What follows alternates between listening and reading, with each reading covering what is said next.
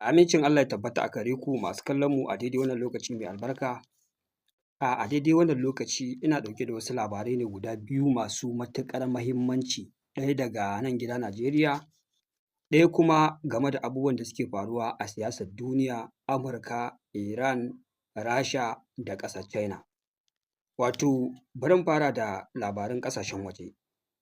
Akwai wani abu da ya faru ake ta yawo da shi a kafafen sada zumunta, wato zuwan shugaban hukumar CIA wato John Ratcliffe zuwa ƙasar Rasha.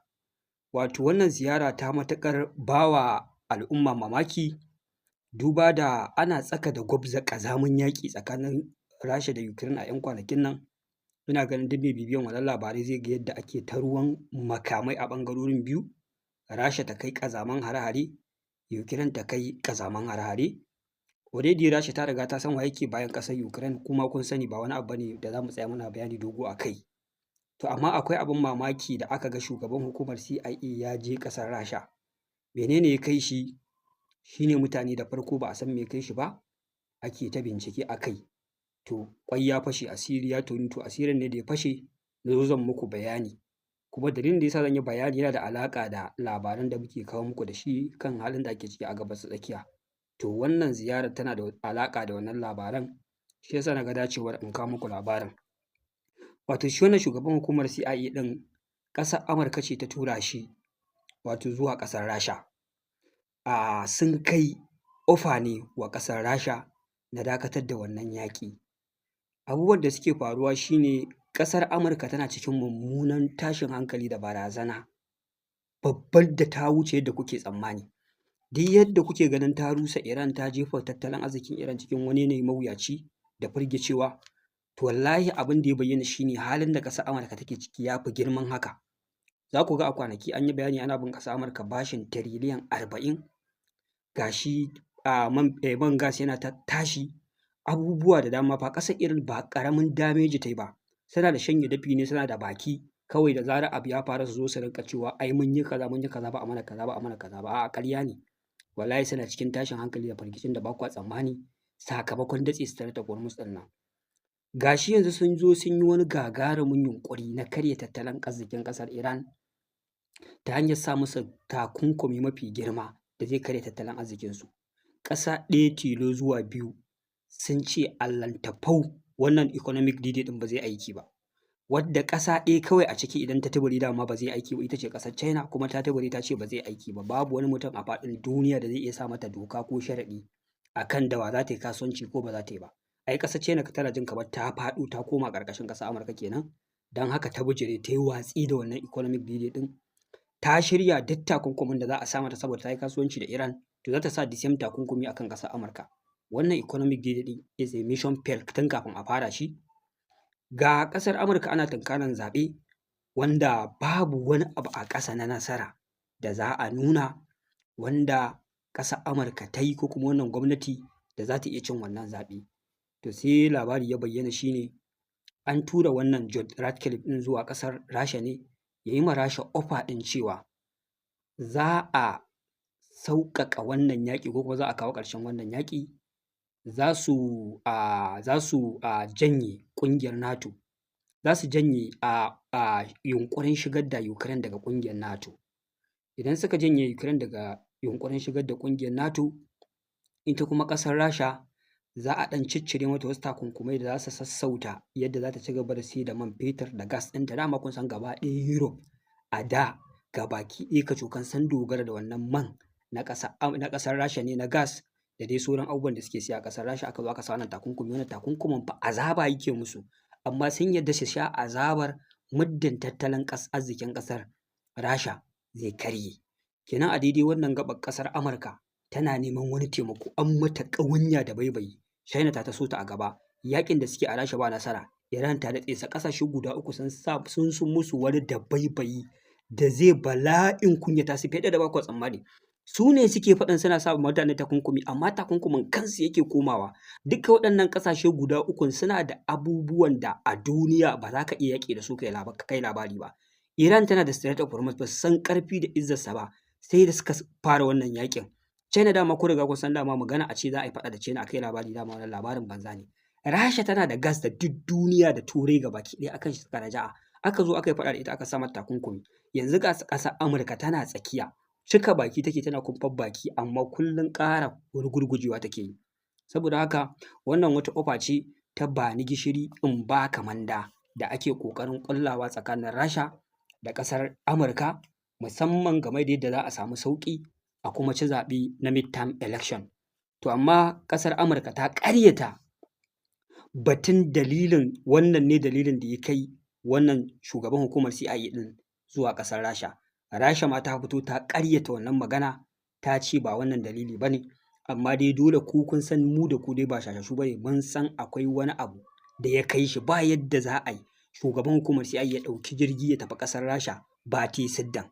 Wannan shine asalin makasudi da dalili, amma dai ni na riga na sani ƙasar Rasha ba za ta taɓa ba da kai bori ya hau ba, kuma ba za ta yi wani abu da zai yi favour ɗin ƙasar Amurka ba a kan ta yi nasara a kan Iran ko ƙasar China. Na san outcome da zai fito bayan waɗannan abubuwan sun fito fili, abu ne wanda duniya zai mata daɗi, kuma inda ƙasar Amurka take so ta kai wata ƙasa, yau Allah shi ne juya lamarin ya koma take so ta kai kanta, ta ma ɗauki hanyar kai kanta. Saboda haka tana cikin tarko guda uku: Iran, Strait of Hormuz; China, tattalin arziki kasuwanci; Rasha, gas da man fetur ɗin ƙasarta. Ga shi kuma tana ci gaba da ƙarar da makamansu da ƙarfin ikonsu a cikin ƙasar Ukraine ta hanyar yaƙi ƙarewa, kuma suna ci gaba da bulbula makamai.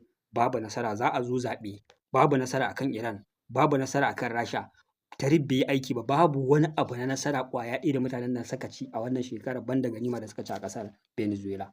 To wannan shine a taƙaice. Zan dawo gida Najeriya saboda bana son bidiyon ya tsawo. Wani labari ne ya bayyana, wanda labarin nan idan baka kai hankalinka nesa ba, ba za ka gane saƙon da ke cikin labarin ba. To wannan labarin a taƙaice ya kawo ƙarshen wahalar da 'yan Afirka suke sha. Mun riga mun sani dama tun da farko, amma dai mafi akasari mu hankalinmu bai cika kaiwa asalin gaɓar da ya kamata mu kalla ba idan muka ga labari yana yawo a kafafen sada zumunta. Jama'a tuntuni mun riga mun san matsaltsalin ƙasar Afirka na Turawa ne, ba namu ba ne. Duk inda ka ga ana wata ƙungiya ta ta'addanci ko tashin hankali ko ƙoƙarin raba ƙasa ko yaƙi, hannun waɗancan mutanen ne a ciki, domin kawai su zo su ci ganima da albarkatun da Allah ya mana. Amma har yau jahilci da rashin sanin ya kamata ya sa kullum yaƙi muke da junanmu. Nijar na so ta yaƙi Najeriya, ko Najeriya tana so ta yaƙi Nijar, ko wasu ƙungiyoyi sun ware sun ce su ne AES, wayancan sun ware sun ce ECOWAS, a ƙarshe abin ya kai ga haɗa su yaƙi, ko kuma kawai wasu 'yan ta'adda sun zo suna Allahu akbar suna so su kifar da wata ƙasa. Duk ƙarya ce. Jama'a ƙarya ce. Allah ya ƙara tona mutanen nan asiri.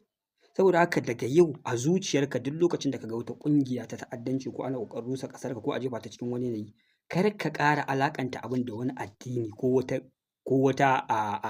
ƙungiya ta addini. Ka sa ma ranka cewa ga waɗanda suke so su ga bayan ka can. Yanzu abin da zai baku mamaki shine tarayyar Turai fa EU, wai ita ce ta ba wa Najeriya shawara a yanzu haka maganar da ake ciki, cewa 'yan ƙungiyar ba boko da irin su ISIS da irin su ISWAP, wai tana shawara waɗannan mayaƙan nasu da aka kama, tana so a ƙara ɗauko wani sabon tsari na ba su ilimi da wayar musu da kai da cire musu tunanin ta'addanci, a mai da su cikin jami'an tsaro da kuma al'ummar gari. Ta ware kuɗi euro miliyan 731 domin a yi amfani da su wurin tafiyar da wannan tsarin. Jama'a don girman Allah so 'yan ta'adda. Akwai buƙatar yanzu ka tsaya kana ƙara ɓata ma kanka lokaci akan wai 'yan ta'adda musulmi ne ko 'yan wata ƙungiya ne? Kar ka ƙara. Yanzu duk irin matsalar ambaliyar ruwa, talauci, 'yan gudun hijira, 'yan bindiga da suke kashe mutane, ba su ba da kuɗi akan a bawa jami'an tsaronmu ko a ɗauki wani mataki na kawo ƙarshen ta'addancin ba. Masu kashe mutanen ake so a ware euro miliyan 731, wai a wayar musu da kai, a gyara musu tunani, a maida su cikin jami'an tsaro, a maida su cikin mutane. Su 'yan ta'adda kawai suka ware za su makata. Jama'a don girman Allah, yanzu akwai wani musulmi da za a ƙara wasa da hankalin shi a ƙasar nan, ko wani Kirista? Ina so wani ya ɗauki wannan gabar, ko kuma ya ɗauki labarin nan, ya je ya tambayi Kiristoci ko kuma wasu mutane masu jingina ma wani addini ko ta aƙida ta'addanci. Ya je ya tambaye, ya na ga haka, me ya faru? Me yasa duk matsaltsalin da al'umma suke fama da shi a ƙasar nan tarayyar Turai ba ta cire kuɗi ta yi amfani da su gurin taimaka wa waɗannan ɓangarorin ba, sai fannin ta'addanci. Ta'addancin ma ba wanda aka zalunta ba. Ba fa a ce wannan euro miliyan 731 manoma da mutanen ƙauye da suka rasa gidajensu da aka karkashe aka mai da su marayu, su za a taimaka su zama mutane ba, a'a su 'yan ta'addan da suka yi ɗanyen aikin su ake so a magata su dawo su shiga cikin jami'an tsaronku, su shiga cikin al'ummar gari ku ci gaba da kallon su. Jama'a ni wannan rahoton kawai na kawo shi ne kawai in sa mana yaƙini ko kuma in cire mana shakku a cikin zukatanmu na abubuwan da suke faruwa a yankinmu gabaki ɗaya. Wallahi mu daina yaƙar junanmu. Na rantse da Allah daga yau kar ka ƙara shiga cikin masu zagin wani addini ko wata ƙungiya akan wai suna da alaƙa da hannu a ta'addanci. Wallahi sai dai na yadda ka zargi wani matsiyacin da yadda ya karɓo kuɗin ko aka haɗa kai da shi aka yadda da wannan tsarin aka zo aka implementing ɗin shi a tsakankanin al'umma. Na yadda ka tsine wa wa'innan albarka, amma ka dinga jingina abin da addini ko ƙungiya kar ka ƙara. Jama'a wannan shi ne. Ya Allah muna roƙonka muna tawassuli da sunayenka tsarkaka. Allah ka kawo mana ƙarshen waɗannan fitintunu masu hannu a cikin wannan lamari. Allah ka maida musu da wannan fitintunu kansu da zuriyarsu. Wannan shi ne. A nan zan dakata. Wassalamu alaikum wa rahmatullah.